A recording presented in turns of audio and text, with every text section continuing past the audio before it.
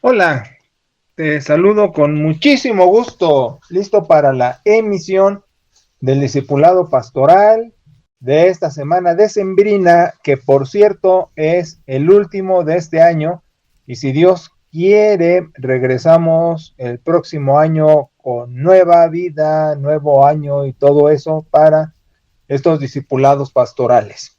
Estamos en Romanos 14 y vamos a agarrar un pellizco del capítulo 15 con esto que se llama cerebro, cerebro. Y bueno, adrede de lo que hablábamos hace 8 días, y para terminar hoy, dice la escritura que recibamos al flaco en la fe, capítulo 14, verso 1, flaco como desnutrido. No creas que es una palabra cariñosa que emplea el apóstol Pablo, más bien habla de uno que está desnutrido. ¿Pero por qué está desnutrido?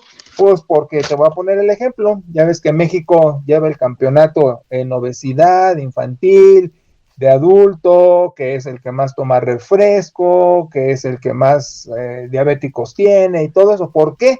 Pues la terrible mala alimentación.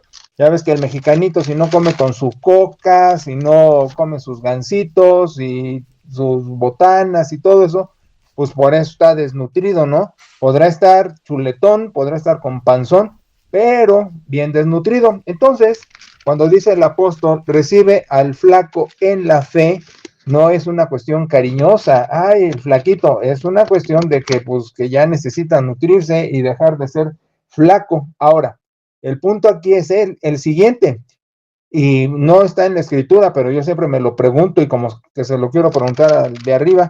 Bueno, ¿y el flaco hasta cuándo va a ser flaco? ¿Hasta cuándo lo voy a tener que aguantar? Porque si estamos diciendo, el asunto es que requiere de saberse nutrir, de saberse alimentar, que es disciplina, porque vamos, volviendo al ejemplo que di, el que está mal alimentado igual gasta, es más, hasta gasta más dinero en lo que no alimenta que el que se cuida y hace ejercicio y come bien. Entonces, por eso, ¿hasta cuándo voy a recibir a flaco en la fe? Entiendo cuando uno es pequeño en el evangelio y pues se le está dando los contenidos pian pianito y lechita, gerbercito, verduritas, cremitas y luego ya el alimento sólido, como dice la misma carta a los hebreos, ¿no? Que también se queja ahí quien la escribe porque dice, ¿hasta cuándo van a comer alimento sólido y están con pura lechita? Entonces es lo mismo, ¿hasta cuándo vamos a aguantar al flaco?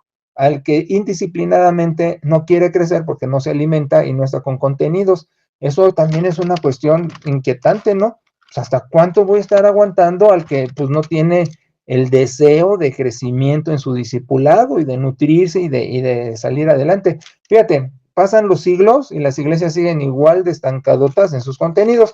Por ejemplo, casos que en la iglesia no comen pan de muertos, que porque es de muertos, que la rosca de reyes no es rosca de reyes, sino es pan con el niño dentro, ¿no? El muñequito, que no hay árbol de Navidad porque es pagano. ¿Te das cuenta la bola de, voy a decir tonterías, aunque pensé otra más fuerte, que hay en todo eso? O sea, es increíble. Se hacen sectarios, en vez de ser iglesias cristianas, reformadas, producto de las reformas del siglo XVII europeo, son sectarios, van en contra no de los valores del mundo o de los valores que van en contra de las escrituras, sino que van en contra del sentido común. No festejan las posadas porque son del mundo. O sea, tanta, ay, de veras, me da cosa hasta decirlo, pero es una vergüenza, es una vergüenza. Entonces, por eso esto se llama cerebro, y pues es la segunda parte de hace 8 días. Por eso insisto, ¿verdad? Aquí el apóstol está con la lucha, que el que, ay, no puedo comer la carne que se sacrifica al ídolo porque es pecado, y el otro dice, no, pues sí me la como, pues es carne, no pelo al ídolo, como si en la ofrenda de muertos recojo los tamales y me los como, y no, ay, es que fueron para los muertos, ¿me explico? Entonces, bueno, no te enojes, Sergito. Entonces dice el apóstol, pues uno hace diferencia entre los días, otro juzga iguales todos los días, igual, oye, vamos a oír el mensaje el sábado, o lo oímos el domingo, el lunes, está bien, la cosa es oírlo, ¿no? no, tiene que ser en domingo y tiene que ser esta hora, ay, no, o sea, dice la escritura, pues todos los días son iguales, y dice el versículo 5 al final, cada uno esté plenamente convencido en su propia mente, cada uno esté convencido en su propia mente, y te voy a decir algo, yo ahorita estoy faltando a lo que dice la escritura, porque dice, no menosprecies al descerebrado, y al descerebrado que no juzgue, o sea, al que usa el cráneo. Entonces yo estoy en el punto de menosprecio, pero sabes que es cansancio, es frustración de tantos años, y repito, que el flaco insiste en ser flaco, desnutrido. ¿Me explico? Ahí está el punto. Todavía fueran pequeñitos que están creciendo, bueno, les tengo paciencia, pero hay gente que tiene siglos en las iglesias, de plano, ¿no? Siglos en las iglesias y nomás no crecen, no avanzan, siguen teniendo su misma lectura bíblica tan superficial y tan literal y no con trabajo profundo de reflexión, de crecimiento, de compromiso, de análisis, sino se quedan allí. Entonces, vuelvo a repetir, ¿hasta cuándo? Ay, no, que bailar está prohibido. ¿Por qué está prohibido? ¿Por qué está prohibido? Pueden bailar los novios, los esposos, o sea, ¿cuál es la prohibición? El absurdo es la prohibición. Y así muchas cosas. Mira, quedé hace 8 días con un tema en el aire, el cigarro. Yo nunca voy a recomendar que se fume, pues no es no es un buen hábito, además se gasta dinero, los dientes amarillos, la garganta, el cáncer, todo eso. Pero te voy a poner un ejemplo de alguien maduro. Un pastor de la primera iglesia bautista de Ciudad de México, te hablo de México, y te hablo de los años 60, 70, 80, no, 70, un erudito en Biblia, el doctor Treviño, era un fumador empedernido. Nunca vamos a decir que hay que fumar, jamás, no lo recomiendo, y menos yo que me gusta el ejercicio y comer bien, es decir, alimentación más o menos sana. Ahora, la cosa es esta, el hombre en su oficina parecía chimenea, y nadie le decía nada en la iglesia porque lo respetaban, siendo una iglesia tan tradicional y tan cerrada, pero madura en ese entonces con su pastor. Perita lo conoció, fue su pastor. Perita ministró en la primera de México un buen ratón y lo conoció y lo trató y era un tipazo, un super discípulo, pero era fumador. Ahora, él estaba convencido en su mente que no ofendía a Dios con eso, pues allá él, me explico. Entonces, yo que no fumo, no lo debo juzgar. Y él que fumaba no me debe menospreciar. ¿Me entiendes? Ese es el juego, el vaivén entre el cristianismo y sus relaciones cerebrales para no tener conflicto entre unos y otros. Porque aquí, hoy día, la gente es bien chismosa. Ah, ya viste que a fulano, ah, ya viste que hizo esto, ah, ya viste que estuve en Guadalajara predicando hace unos años y cómo sufrían, porque en unos 15 años, ya ni me acuerdo qué hizo la quinceañera, pero a toda la gente se la devoraba de la iglesia con sus chismes y a la familia porque hicieron algo que no fue malo, ¿eh? No me acuerdo, pero tan superficial fue que no me quedó memoria, pero no era importante, pero cómo sufrían. Entonces, repito, las iglesias, la vergüenza en las iglesias es el enanismo, dice Pablo, flacos, yo les digo enanos. Bueno, perdón, dice que no se menosprecie, pero ese es el cansancio del que no quiere dar un pasito para adelante. Total, el apóstol dice, cada uno esté convencido en su mente. El que hace caso del día lo hace para Dios, y el que no, pues lo hace para Dios. El que come lo hace para Dios, como el que no come lo hace para Dios. Entonces, vivamos para Dios y muramos para Dios, así dice en el verso 8, ¿no? Entonces dice, lo que Cristo hace es hermanarnos y que podamos tolerarnos, aun con que tengamos diferencias de opinión, ¿sí? Por eso dice el 10, ¿por qué juzgas o por qué menosprecias? Entonces sigue el rollo aquí bien bonito de que ya no nos juzguemos, ni nos menospreciemos, ni pongamos tropiezo. Dice en el verso 14, yo sé que nada es inmundo en sí mismo. Fíjate lo que dice el apóstol. Pero para el que piensa que algo es inmundo, para él lo es. O sea, ay, yo no como rosca de reyes, dice alguien en la iglesia. Bueno, pues tú no te la comas porque para ti es inmundo comer rosquita de reyes, o sea, y decirle rosca de reyes, pues para ti, ¿no? Pero para mí no. Entonces, esto también va con otra cosa. Cuando el pastor les dice en la iglesia, no coman rosca de reyes porque es del diablo o trae un muñeco dentro, quién sabe qué. Ahí el problema es el imponer una idea sobre los demás cuando la Escritura dice que cada quien esté convencido en su mente? En todo caso, ese señor debería decir, yo no la como y da sus razones. Entonces, no te menospreciamos, pero yo sí la como y doy mis razones y no me juzgues, pero no me digas qué tengo que hacer. Ese es el asunto. Y la cuestión que más me pone triste es que el monopolio del púlpito en las iglesias es, hacen esto, y ahí está la borregada haciéndolo porque este señor dijo. No es así. Los bautistas somos sacerdotes, así, bueno, así dice la Escritura, y es uno de nuestros principios, principios bautistas, el sacerdocio del creyente. No tienes intermediarios más que Jesucristo, y lo otro, libertad de conciencia, tú decides. Entonces, a mí lo que más me frustra es que en las iglesias, común y típicamente, la gente no decide y no es sacerdote porque les dicen desde el púlpito qué tienen que hacer, decir, pensar, moverse. Y eso es antibíblico. Punto. Entonces dice, pues cada quien esté convencido, pero también dice, aparte de no juzgarnos, pues no vamos a ponernos tropezón. Dice, nada es inmundo en sí mismo, pero el que para quien piensa que algo lo es, pues para él es, y ya quédate tú con eso, pero no nos des guerra a los demás. Ahora, dice el apóstol, el reino de Dios no es comida, ni es bebida, ni justicia, sino gozo en el Espíritu Santo. Fíjate, es gozo. Ayer eché mucho basile con ovejas muy queridas. Y cómo me divertí echando ese gozo. Y estoy seguro que si otra gente ajena ve esa manera de divertirnos, se escandaliza, sufre, llora y que no es espiritual.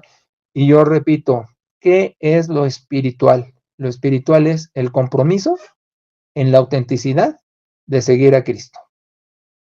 Autenticidad comprometida, compromiso pues, seguir a Cristo, tomar mi cruz cada día y seguirlo, no la pantomima, la espiritualidad, la falsa apariencia de manitas cruzadas, de ojitos de borrego a medio morir, de caminar medio metro arriba del piso y sentir que por eso soy santo. Eso es absurdo, totalmente absurdo. Son de las películas de Enrique Rambal, del Jesús así todo ajotado, y cosas ridículas que caricaturizan lo que es la verdadera espiritualidad. Hay que ver al Cristo histórico en los evangelios y verlo bien y ver su actuación. Un profe de Pera decía hace años, Jesús seguro, si hubiera habido fútbol, jugaba fútbol con sus discípulos. Y muchos se escandalizaron. Y quien lo dijo, un teólogo importante. Pero vuelvo al punto. O sea, decir es que es del mundo, es que es pecado, es tan absurdo. Lo que puede dar el mundo son valores que van en contra de la Escritura. Y entonces yo digo, ahí sí, ahí no. Pero no todo es así. Hay valores que coincidimos. La sociedad dice no mates, yo digo igual. ¿Me explico? Pero donde dice fornica donde quieras, yo digo no. ¿Me explico? Esa es la diferencia nada más. Pero eso de que es del mundo, música del mundo, a mí me gustaba Flan, las Pandoras, el grupo Queen, o sea, muchas cosas. Y yo sé que los pastores, ay, no, ¿cómo crees? Y ponen puros coritos. O sea, es tan ridícula la idea de espiritualidad y confundimos a la sociedad ya llega a decir, no, el cristiano no hace esto. ¿Por qué? O sea, el cristiano no va a una fiesta. ¿Por qué? Ahora, en la inmadurez, si el cristiano va a una fiesta y se emborracha, pues es problema de él, es su pecado. ¿Me explico? Pero no es que la fiesta te va a hacer, dice el apóstol, nada es inmundo en sí mismo. Ay, que no brindo, ahora que vienen los fines de año, no brindo con ustedes porque soy cristiano. Eso le dice a los demás, pues somos animales nosotros, ¿o qué? Porque ya ves que casi sinónimo de humano es cristiano. Entonces, ¿yo soy un animal? ¿Tú eres cristiano y yo soy una bestia o qué? ¿Me explico? Además, los brindis de oficina, considera, y que con eso no, ay, Dios mío. Pero ese es el nivel que tenemos y ese es el nivel que ofertamos y por eso la sociedad está confundida. Y por eso dicen luego, yo no voy a tu iglesia porque ahí prohíben. No, espérate. El que prohíbe está equivocado y el que se deja prohibir está más equivocado. ¿Me estoy explicando? Entonces dice el apóstol, contribuyamos a la paz y a la edificación. No hay que destruir lo de Dios por causa de la comida. Todas las cosas son limpias, dice en el verso 20, ¿sí? Pero hay que tener cuidado con lo que haga tropezar. Y aquí regreso. Si un desnutrido me ve en mi temperancia con una sangría preparada bien sabrosa, no lo voy a hacer enfrente de él por desnutrido. ¿Me explico? Pero si ya es un dinosaurio de 100 años en una iglesia y todavía se escandaliza, le voy a decir, hermanito, ya crece, ya madura, el pecado es la embriaguez, no la temperancia, y yo no me embriago. ¿Me explico? Pero ese es el asunto. Ahora dice el apóstol, ¿tienes fe? Dice en el verso 22, tenla para contigo delante de Dios. Fíjate lo que te voy a decir, es crucial. Bienaventurado el que no se condena a sí mismo en lo que aprueba, dice el 23, pero el que duda sobre lo que come es condenado porque no lo hace con fe, y subraya, todo lo que no proviene de fe es pecado. Versículo 22 y versículo 23 deberían de estar subrayadas con letras amarillas, fosforescentes, todo. Va de nuez. ¿Tienes fe? Tenla para contigo delante de Dios. Bienaventurado, perdón, el que no se condena a sí mismo en lo que aprueba. Pero el que duda sobre lo que come es condenado porque no lo hace con fe, y lo que no proviene de fe es pecado. Ahí está la clave. Para Dios no es problema, pero si tú dices que es problema, ya lo es. Te digo, si tengo una rosca de Reyes enfrente y digo, ay, me dijo el pastorcito que no me la debo de comer porque es del diablo, ya dudé, entonces ya no me la como, porque aunque me la coma pensando, es que mi pastorcito me dijo que no me la coma y estoy pecando, ya ofendo a Dios, por la duda lo ofendo, no por la acción. Si estoy en una fiesta y me dicen, oye, vamos a hacer un brindis de fin de año, y digo, ¿lo haré o no lo haré? Mejor ya no lo hago, porque ya con la duda ofendo a Dios. Dios te da la libertad, y uno es el que se pone la trampa.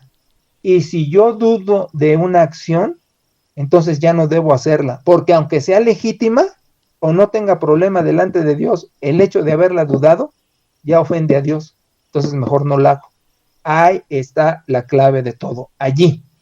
¿Tienes fe? Verso 22, tenla con Dios. Bienaventurado el que no se condena a sí mismo en lo que aprueba. Si yo apruebo comer con mi sangría preparada bien rica, puedo hacerlo.